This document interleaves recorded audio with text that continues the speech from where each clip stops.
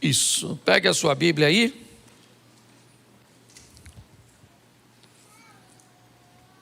João capítulo 5, verso de número 17. João 5, 17. Coloque para mim, por favor, na tela.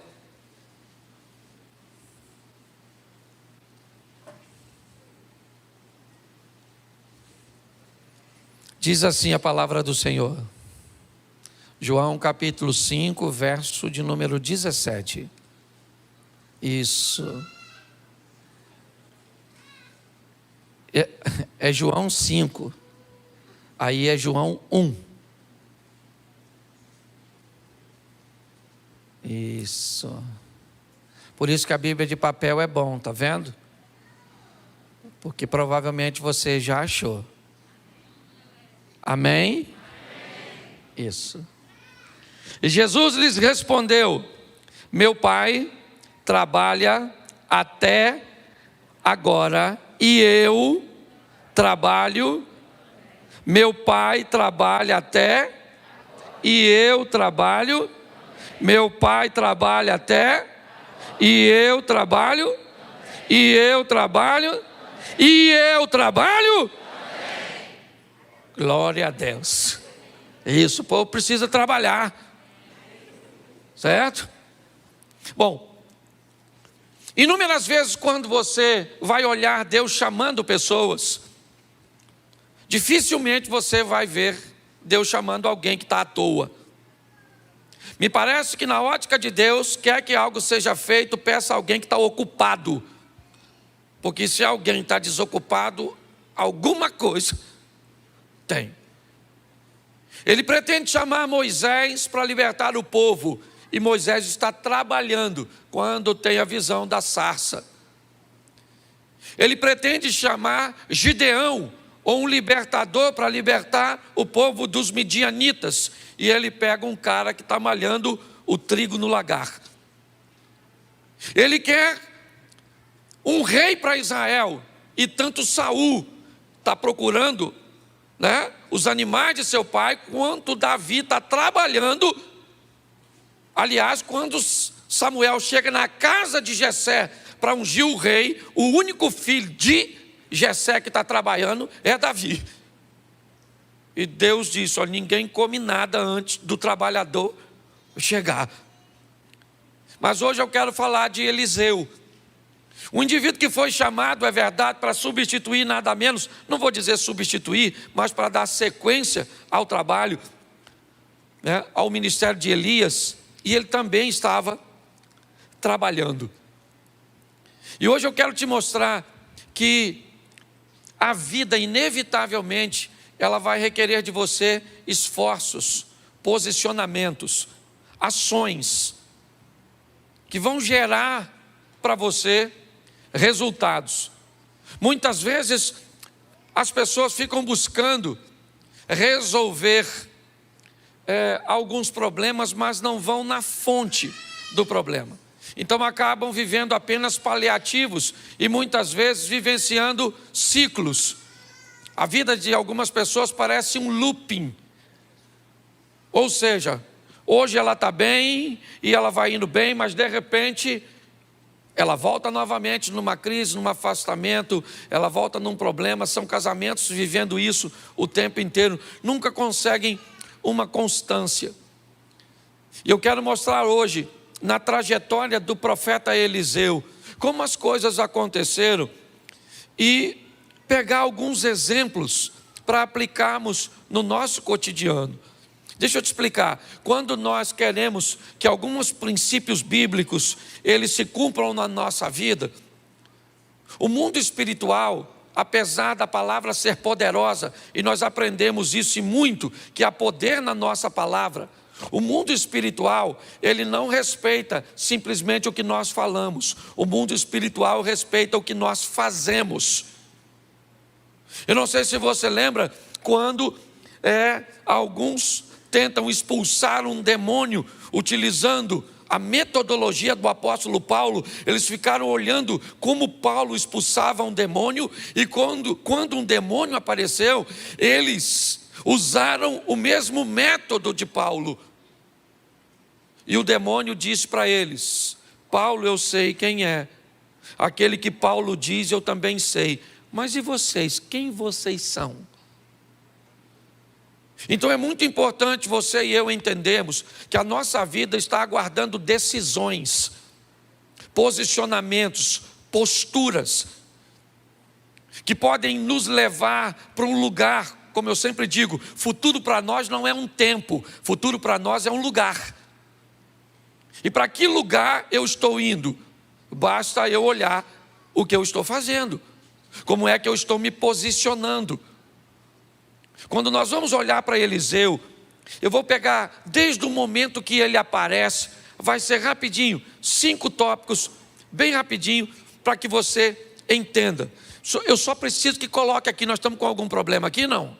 Não? Então vamos lá, primeiro livro dos Reis, capítulo de número 19, verso de número 19. Primeiro livro dos Reis, capítulo 19, verso 19. Partiu, pois, Elias dali e achou a Eliseu, filho de Zafate, que andava lavrando com 12 juntas de bois adiante dele. Ele estava com a 12ª. Elias passou por ele, lançou a sua capa sobre ele. Põe o 20.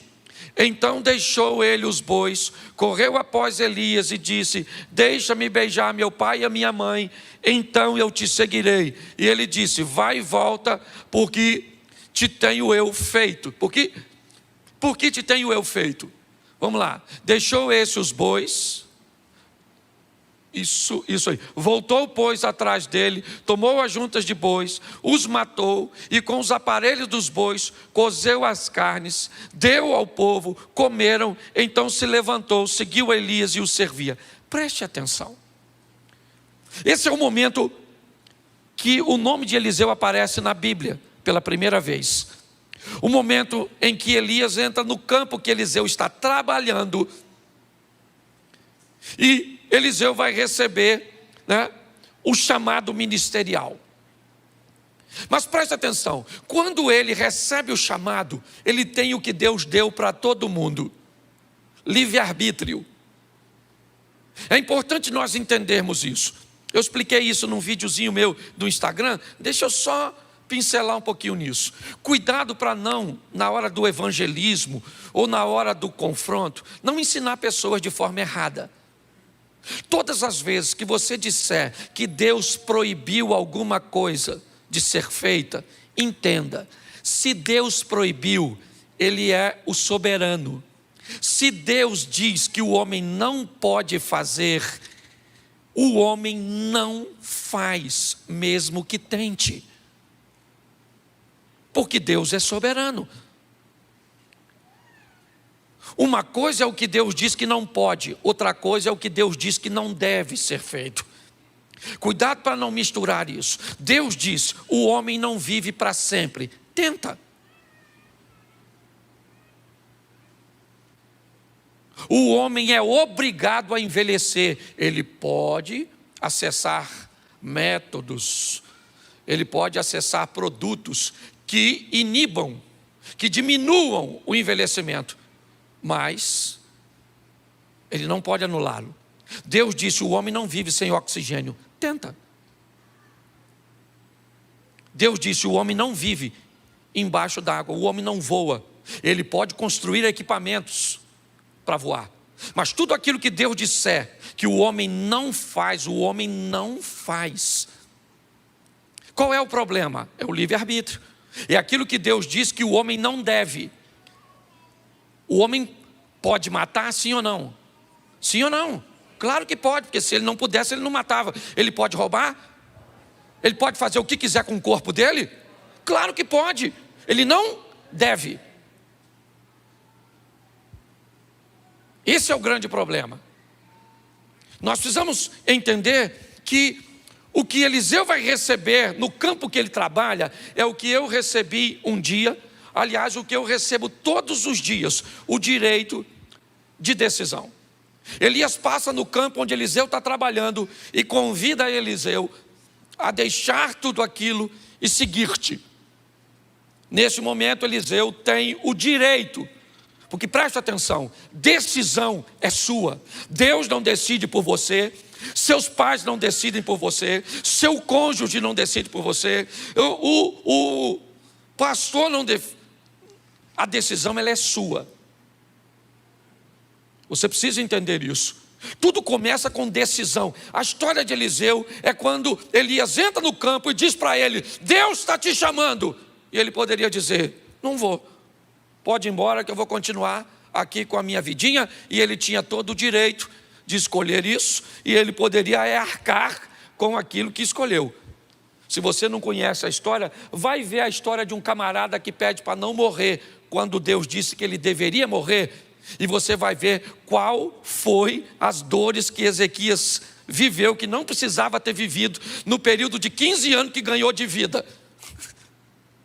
Talvez quando você lê isso, você vai falar assim: caramba, esses 15 anos de Ezequias foi para ele uma maldição, ao invés de uma bênção. Porque Deus sabia o que estava fazendo. Quando nós olhamos para esse momento, o que nós vamos ver é que quando Eliseu decide ir, ele vai até Elias e diz: eu vou, mas eu não vou de qualquer jeito. Eu decidi ir com o Senhor, mas se é para eu ir, me deixa em casa, porque eu vou beijar meu pai e a minha mãe. Se é para eu ir, aguarda um pouquinho, porque eu vou matar meus bois. Eu vou pegar aquela estrutura de madeira que une os bois e vou fazer uma fogueira. Eu vou destruir tudo aquilo que me prende à vida antiga antes de eu ir para a nova. Eu não sei se você já ouviu falar de uma batalha, né, de Siracusa, uma batalha contra Cartago, onde assim que as tropas descem para uma batalha, o capitão manda incendiar todos os seus navios. Ele manda atacar fogo nos próprios navios, simplesmente para dizer para ele mesmo e para todos os seus soldados que não há uma segunda opção. Ele chegou ali, ou ele vai vencer, ou ele vai vencer. Não tem outra, é só vitória. Quando nós queremos mudar de vida, o poder de decisão foi o que fez Ruth e com Noemi, foi o que fez Daniel mostrar quem era Deus na Babilônia. Todas as pessoas que estão decididas, o poder de decisão, certo? Quando nós lemos o profeta Daniel, o texto diz: e Daniel decidiu no seu coração não se contaminar. Quando Noemi viu que Ruth estava totalmente decidida, parou de interpelá-la. Todas as vezes que o mundo, a vida, entende que você decidiu, ela sabe que a sua vida vai para a próxima fase. Quando nós olhamos Eliseu, o que ele faz? A história dele começa com a força da sua decisão. Eu mato os bois para quê? Porque eu não vou voltar mais. Vou beijar meu pai e minha mãe e vou dizer: nunca mais eu pego no arado, nunca mais eu vou voltar à minha vida antiga, porque Deus está me chamando para uma nova vida e essa antiga não me cabe mais. Você sabe qual é o problema? Muitos de nós deixamos um ambiente seguro. Tentamos levar uma nova vida com velhos amigos, com velhos hábitos, com uma velha postura. Inevitavelmente, nós não vamos obter êxito. Sabe por que a Bíblia diz que é melhor você ser frio ou quente, mas você não pode ser morno? Porque nada atrapalha mais o evangelho do que um crente morno. Se o cara está dentro, ele está dentro. Se ele está fora, ele está fora. Mas se ele está dentro de qualquer jeito, ele atrapalha o sistema, ele joga contra. A história de Eliseu começa com uma decisão, e a decisão dele é o seguinte: o que me prende à vida antiga? Meus bois e esse arado. O que eu faço com ele? Eu mato, dou uma festa e mostro para todo mundo que essa vida antiga não me cabe mais. Acabou. Vocês estão me vendo pela última vez cuidando de um arado. Eu estou indo para a próxima fase. Nós precisamos tomar essa postura de decisão quando vamos andar com Deus. Abandonar a vida antiga e dizer: não me cabe mais. esse tipo de comportamento, esse tipo de amizade, esse tipo de negócios, isso não cabe mais, não me pertence, não faz parte mais do meu mundo. Mas isso é uma decisão que você tem que tomar. Provavelmente ela não vai ser fácil, por quê? Porque ela vai depor contra você, você vai ter contra você diversos argumentos, sejam eles financeiros, sejam eles emocionais, inevitavelmente. Só que é você que decide. A história aqui começa com uma decisão. O próximo passo, segundo livro dos Reis, capítulo 2, verso 1, a segunda etapa da vida de Eliseu. Segundo livro dos Reis, capítulo 2, versículo de número 1. Sucedeu, pois, que havendo o Senhor de elevar a Elias num redemoinho, ou um redemoinho ao céu, Elias partiu com Eliseu de Gilgal. Presta atenção, Elias está agora indo para a fase final de seu ministério, e o ponto de partida era Gilgal. Eu gosto dessa cidade, coloca para mim por favor, Josué capítulo 5 verso 8, só para me mostrar para vocês o que significa a palavra Gilgal para o povo, para Eliseu. Isso. E aconteceram que, acabando de circuncidar toda a nação, ficaram no seu lugar no arraial até que sararam. E disse mais o Senhor a Josué: hoje revolvi de sobre vós o opróbrio do Egito, pelo que o nome daquele lugar se chamou Gilgal, até o dia de hoje. Estando, pois, os filhos de Israel alojados em Gilgal, celebraram a Páscoa. Preste atenção, Gilgal, Páscoa, Gilgal, circuncisão. Para um judeu, duas coisas que têm o significado de aliança. O ponto de partida depois de uma decisão, eu vou deixar a vida para trás, é uma aliança. Quando nós falamos de casamento, nós dizemos que casamento é duas coisas. Uma, ele é um contrato. E segundo, ele é uma aliança. Como o contrato, ele pode ser reincidido, como aliança não. A próxima fase da vida de Eliseu, o que é? É uma aliança. Ele vai assumir um compromisso com aquilo que ele pretende fazer. É um caminho que para ele não tem volta, é dali e para frente. A história dele caminha com um novo comportamento, com uma nova visão, com uma nova mentalidade. Por quê? Para Eliseu ele não tem mais para onde voltar. E se não der certo, eu volto para os meus bois. Eu não tenho mais bois. E se não der certo, eu já dei uma festa de despedida e disse para todos os meus amigos que aquela vida não me cabe mais. Quando eu decido me aliançar, inevitavelmente a minha vida ela não tem mais retorno, não dá mais. Agora é apenas uma direção, é para lá que eu vou, Cristo é o meu Senhor, obedecer é a minha razão, é para lá que eu estou indo, 1000 cairão ao meu lado, 10.000 à minha direita, mas eu não vou ser atingido. Eu vou olhar tudo isso e sei em quem tenho crido, a vara e o cajado do Senhor é o que me consola. Eu sei o que eu estou vivendo, aquele que há de vir virá, não interessa se as coisas estão acontecendo a meu favor ou contra, acabou. Para mim não interessa se quem desvia é o fulano, é o ciclano, se o outro adulterou, se fulano está roubando, se aconteceu isso, se minha mulher me trai, se meus filhos se perdem, se acontece isso, se eu perco tudo que eu tenho. Não, acabou, é uma aliança. Eu assumi um compromisso com Deus, é uma aliança que não tem como quebrar. Hoje está tudo muito condicional, sabe? Depende, tudo é relativo.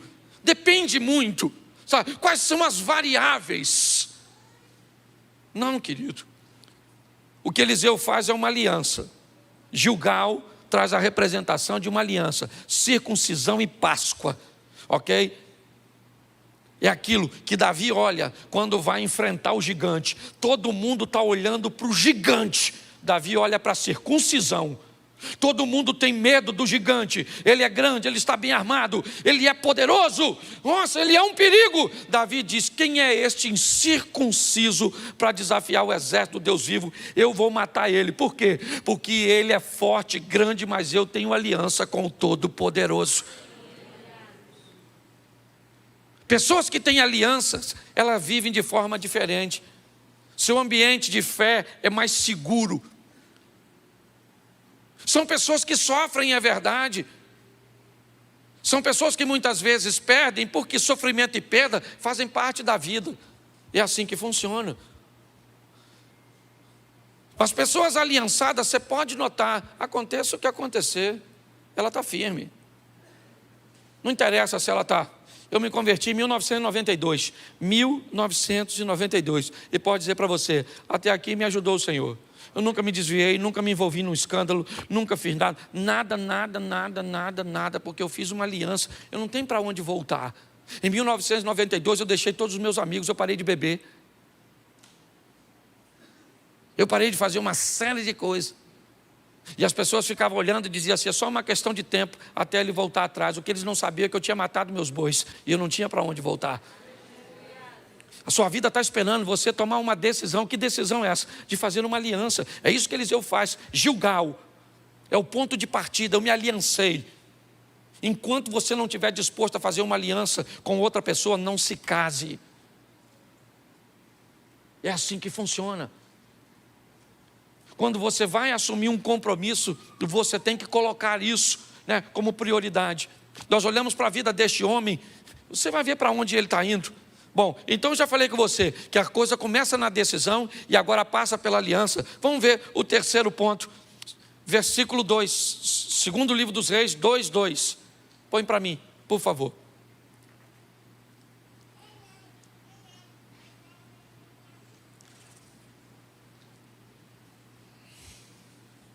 Nos diz assim: e disse Elias a Eliseu: fica aqui, deixa por aí, por favor, porque eu vou usar para me ajudar. Disse Elias a Eliseu: fica aqui, fica aqui, fica aqui. Uma das frases que Eliseu vai ouvir o tempo inteiro nesse texto é: fica aqui, fica aqui, fica aqui. Ou seja, o tempo inteiro você vai ver uma solicitação: não continue andando, paralise, interrompa a sua trajetória, não vá para o próximo ciclo, não vá para a próxima fase, porque me parece que é isso. A Bíblia diz: conhecer e prosseguir e conhecer. Você vai viver de glória em glória, você vai viver de fé em... O que é isso? Isso são mudanças de ciclos. E o tempo inteiro a vida vai querer te paralisar, amigos vão querer te paralisar, sentimentos vão querer te paralisar. Elias disse a Eliseu: fica aqui, porque o Senhor me enviou a Betel. Porém Eliseu disse: vive o Senhor e vive a tua alma, que eu não te deixarei. E foram para Betel. Betel, na verdade, tem a tradução de casa do pão, casa de Deus. Eu queria que você entendesse que Betel é local de resistência, porque viver com gente, viver na igreja, é desafiador. Dos 10 mandamentos, 7 são direcionados para relacionamentos. Ame o próximo como a ti mesmo. Ame o próximo como? Ame o próximo como? Nunca mais do que você. Me parece que é meio que ame o próximo e ame você. Ame o próximo e ame a você. Nunca ame você mais que o próximo, nem o próximo mais que você. Ah, pastor, eu não consigo amar o próximo porque eu não me amo. Então vai para o Novo Testamento e aprenda o que Jesus disse: ame o próximo como Cristo amou a igreja. Se você não tem base de amor, pega o de Cristo, mas você é obrigado a amar. É assim que funciona. Quando nós vamos olhar aqui, nós vemos resistência, porque para viver na igreja, igreja, ó, preste atenção, tem gente boa, tem gente ruim, tem gente que não fala nada e tem gente que fala tudo, tem gente que paga os outros, tem gente que não paga, tem gente que fica de olho nos outros, na mulher dos outros. Tem ou não tem? Tem mentiroso, tem fofoqueiro, tem tudo. Pastor, por que o senhor não exclui tudo? Porque senão fica vazio. Se nós expulsar todo mundo, como é que vai fazer? Deixa eu te falar uma coisa. Segundo Jesus e a Bíblia, o lugar de gente ruim é na igreja. Fulano, pastor, o senhor sabe que aquele irmão que vem todo culto fuma? Sei. E ele diz que é membro? Diz. Ele é membro?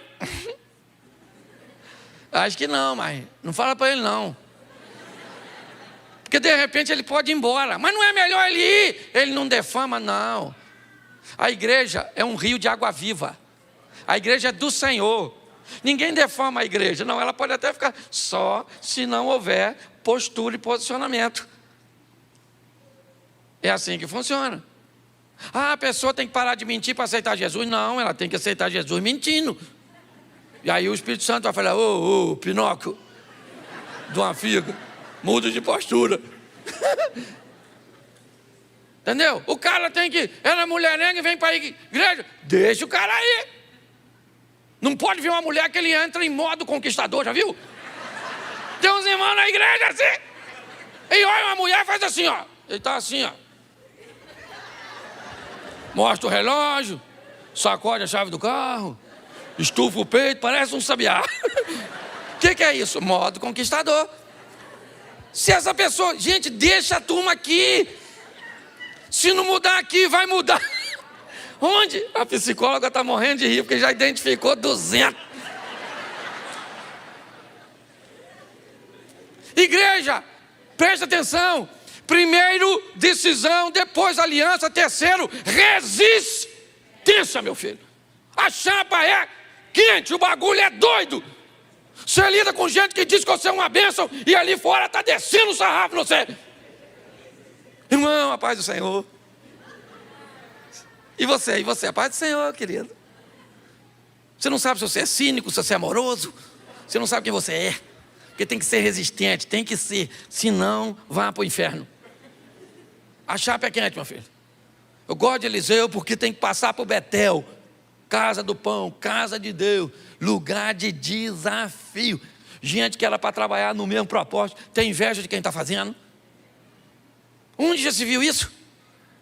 Você está fazendo, pastor, viu a pessoa que estava ali limpando o banheiro? Não é função dela. E não estava limpando? Ah, mas eu acho que tinha que ter uma autorização. Para passar um pano na urina? Precisa não. Deixa sem autorização mesmo. Você está rindo, mas é difícil, desafiador. Se você não se preparar, você não fica em igreja nenhuma, porque todo lugar tem. E qual é o lugar que mais tem? Aqueles que pensam que não tem. Lá que está o maior foco. Porque quando as pessoas sabem que tem, elas procuram mudar de vida. Então tem que ter resistência, meu filho. Tem que ter, porque a gente não sabe que hora Jesus volta. Quanto tempo ele falou que vai voltar? Ainda não voltou. Ó, eu era garota e já estava voltando. Jesus está voltando, Jesus está voltando, Jesus está voltando. Aceita ele, eu já aceitei, tem 30 anos. Ele não voltou até agora. Resistência, meu filho. É assim que funciona, tá certo? Quando nós olhamos, nós vemos isso. É o exemplo de Jó. Pensa num bicho resistente. Pô, o cara perdeu tudo, gente. Não fez nada. Sabe o que ficou? A mulher dele. A única coisa que não morreu. Na minha opinião, devia ser a primeira. Não. Uma mulher extraordinária, resistente. Os filhos morreram, sim ou não? Sim. Ela divorciou? Não. O Jó ficou todo machucadinho assim. Ela largou ele? Não. Perdeu o dinheiro tudo. Esse dia o irmão teve aí uma aposentadoria bloqueada, a mulher dele foi embora.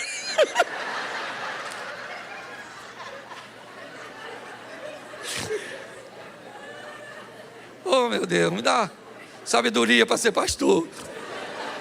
Eu vejo cada coisa que até Deus duvida. Estou falando sério, resistente, certo? Jó perdeu tudo, estava lá, não pecou, porque tem que ter resistência, meu filho. Vai andar com Deus, o negócio é desafiador. Você anda lá no seu trabalho, só você, muitas vezes, vive uma vida ali íntegra. Você não fala nada de ninguém, cada um faz o que quer. Mas quando você vive uma vida de postura correta, a sua postura correta denuncia. a postura incorreta. Aí o povo começa a te perseguir. Tem que ser resistente. Posso ouvir um amém? Amém. Isso. Vamos para a próxima fase aí. Capítulo 2, ainda no verso 4 agora. Verso 4. Disse Elias: fica aqui. Aqui onde? Em Betel. Fica aqui em Gilgal, fica aqui em Betel, ok? Fica aqui porque o Senhor me enviou a Jericó. Porém ele disse: tão certo como vive o Senhor e vive a tua alma, que eu não te deixarei. Note que novamente uma força está sendo empregada para paralisar Eliseu. Ele diz: eu não vou parar, tão certo como vive o Senhor e vive a tua alma, que eu vou com você. Eu não vou ficar em Betel, porque Betel não me para. Relacionamentos interpessoais não me param. Eu sou resistente para sobreviver a eles. Mas agora vamos para onde? Jericó. Tradução: em alguns lugares, cidade das palmeiras. Em outros lugares, cidade do mau cheiro. Comércio de rua, muros altos, pouca circulação. Provavelmente o cheiro não era dos mais agradáveis naquele ambiente. Basta você passar perto de uma barraca de peixe, muitas vezes, né? No final do dia, depois de uma feira. É só para você ter mais ou menos um entendimento. Mas se Jericó era conhecida como cidade das palmeiras porque tinha por fora, ela é conhecida por cidade mal cheirosa pelo que tinha por dentro. Me parece que agora, depois da resistência, eu vou ter que sobreviver à hipocrisia, ao comportamento de não querer vender uma aparência para os outros que não reflete uma realidade do que eu vivo. Esse é o grande problema. Muitas pessoas muitas vezes não mudam porque não pode tratar o mau comportamento, porque as pessoas não podem saber que ela tem aquele comportamento incorreto. Então ela não pode tratar, porque às vezes tem um cargo na igreja, e se alguém souber que ela tem aquele comportamento incorreto, ela pode perder o cargo. Então para ela o cargo é mais importante que a salvação. Ela então acaba vivendo uma vida de hipocrisia. O hipócrita, normalmente ele tem uma questão muito peculiar. Ele precisa acusar os outros, porque todas as vezes que ele acusa os outros, inevitavelmente ele está defendendo, né, uma imagem de que ele cumpre aquilo que ele acusa. Certo? Ele tem que chamar atenção para um outro lugar que não seja a vida dele. Então ele olha para alguém que usa uma roupa indevida, para alguém que posta alguma coisa na internet indevida, para alguém que faz um comportamento indevido. Por quê? Porque chamando atenção para os outros, ele consegue guardar a aparência dele. Muitas vezes há uma promiscuidade por detrás de um puritanismo. Porque eu defendo o puritanismo, mas na verdade eu estou envolvido numa pornografia. Mas eu então começo a chamar a atenção, né, de comportamentos de outras pessoas. O que é isso? A vida de Eliseu também passa por Jericó. Aquele local onde a aparência fica para trás. Nós temos que tomar muito cuidado com isso. Trate suas debilidades. Quem trata suas fraquezas não vai ser exposto a fracassos. Quem tem coragem de dizer ou falar de suas debilidades não vai vivenciar escândalos. Cuidado com isso. A Bíblia diz que tudo que está em oculto, uma hora vai vir à tona. Entenda bem, o diabo manda fazer, mas não guarda segredo. É assim que funciona, certo? Você quer ver uma questão de aparência? Para me fechar essa parte, Jesus vem andando de longe, vê uma figueira cheia de folhas. O que a figueira aparece? Que tem fruto. Então, como ela tem a aparência que tem fruto, Jesus vai até ela para buscar fruto. Mas pastor, o texto diz que não era tempo de fruto. Se não era tempo de fruto, aquela figueira não podia estar cheia de folhas daquele jeito. Quando ela está, no comportamento produtivo da figueira, quando ela estava daquele jeito, ela não era a única figueira em Israel. As outras figueiras estavam todas sem folhas.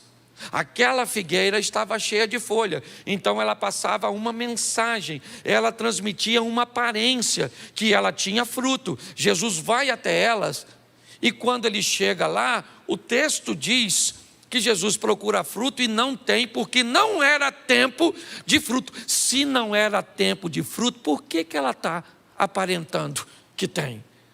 Jesus disse, então a partir de hoje, ninguém vai comer mais fruto de ti, porque quem quer viver de aparência vai perecer. Encare sua realidade, suas debilidades, suas fraquezas, se fortaleça. É isso que a Bíblia... Mas pastor, como é que funciona isso? Então quer dizer que eu tenho que ter uma decisão forte, eu tenho que assumir uma aliança, eu tenho que obter resistência, eu tenho que fugir da hipocrisia e de uma vida de aparência. Por isso, preste atenção, verso 6, e eu termino aqui. E disse Elias, fica aqui porque o Senhor me enviou ao Jordão. Mas ele disse, vive o Senhor e vive a tua alma, que eu não te deixarei. E assim ambos foram juntos. Verso seguinte. E foram 50 homens dos filhos dos profetas, e de longe pararam de fronte, e eles ambos pararam junto ao Jordão. Preste atenção, temos 52 homens, 52, Eliseu, Elias e 50 dos filhos dos profetas. 2 homens atravessam ao Jordão, Elias e Eliseu. Se você quer saber qual é o resultado final dessa equação, é que quem toma decisão e leva adiante, estabelece uma aliança com Deus e vai viver num nível alto de resistência, não conservando uma aparência equivocada ou uma hipocrisia. 52, 2 atravessam, e um dos que atravessam sobe para encontrar com Deus, e o outro volta sozinho. Repita comigo, sozinho. Entenda uma coisa, a caminhada com Deus, de quem decide, faz aliança, tem resistência, certo? De quem foge da aparência, é uma vida solitária. Se nós tivéssemos mais pessoas, talvez fosse mais fácil, mas não temos. É bem solitário. Você vai para lá para onde você trabalha, quantas pessoas querendo o que você quer tem lá? Pouquíssimas. Você vai para onde? Para a sua faculdade, para a sua universidade, para a sua pós-graduação. Quantas pessoas tem lá? Preste atenção que é uma vida muito solitária. 52, 50 ficam e 2 passam. Eliseu vai para o outro lado, mas do outro lado, e aí que é legal, ele recebe coisas, vê coisas, vive coisas que a turma do lado de cá não vive. Eliseu vai lá rapidinho, Elias é levado ao céu, joga a capa, Eliseu rasga a sua capa, joga fora, pega a capa de Elias, volta, pega, toca o Jordão, atravessa, os 50 caras estão do lado de lá. Ele foi sozinho, é verdade. Porque quem resolve viver esse estilo de vida, não tem muitos companheiros. Mas, meu irmão, deixa eu falar uma coisa para você, minha irmã. O que você vai viver e o que os outros vão ver que Deus vai fazer na sua vida, através de você, é algo extraordinário. Sua vida está esperando você decidir, se aliançar, se fortalecer, fugir da aparência e entender que não dá para ter muita gente. Eu falei aqui e encerro. Eu, dia 7 de setembro, comprei uma passagem, peguei uma bandeira daquela que a gente coloca aqui, Comprei uma camisa do Brasil, fui até a Avenida Paulista, abri e tirei uma foto. Marcelo estava comigo e o William também. Eu não tirei foto com ninguém, não subi em carro, não fiz nada. No dia 8, 63 mil pessoas deixaram de me seguir na rede social. Mas preste atenção. Eu vivo para quê? Qual é o meu propósito? Eu entendo que há solidão nesse estilo de vida. Não tem muita gente. Mas deixa eu falar com você. Se Deus for com você, as pessoas vão ter que ver. Porque quando Eliseu volta, ele volta com Deus. E todo mundo, Eliseu mandou um recado para o Naamã. Manda esse cara vir na minha casa, porque todo Israel vai saber que aqui ainda tem Deus, porque eu sou profeta. Eu ando sozinho, mas não vivo de aparência. Sou resistente, é assim que funciona. Tenho aliança e decidi viver com Deus.